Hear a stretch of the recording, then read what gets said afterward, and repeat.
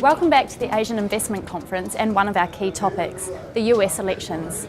Joining us now is Evan Bayh, former Democratic Senator for Indiana.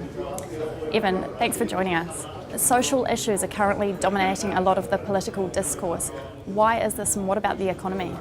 Well, temporarily the base of the Republican Party is focusing on the social issues, but in the general election come November, the economy, our deficit, debt, economic issues clearly will be the driving force behind our election, and that candidate who can most clearly articulate a way to grow the economy, create jobs, and deal with the deficit will be elected our next president.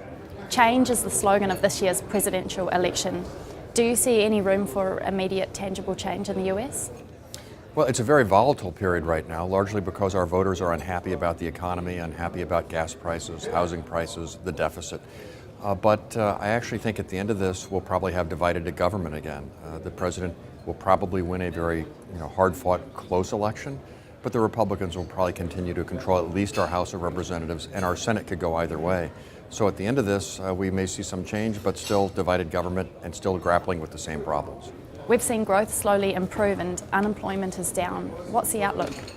Well, the slow healing of the economy definitely helps the president, no question about that. The very divisive Republican primary helps the president. The fact that there are no divisions within the president's party helps the president.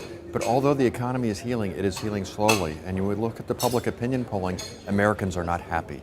They feel that the middle-class families are being squeezed because of the cost of health care, college affordability, gasoline prices, all those things. So it's a very unhappy electorate.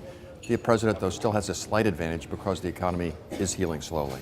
Will the elections bring about the fiscal reform that's needed? Our deficit is so large now, our debt is growing so rapidly. If nothing is done, we run the risk of becoming like Europe and facing the problems that they are facing now. So you've really got to do everything. You've got to reduce spending, particularly in our entitlements. Healthcare costs in the long run are really threatening the American budget.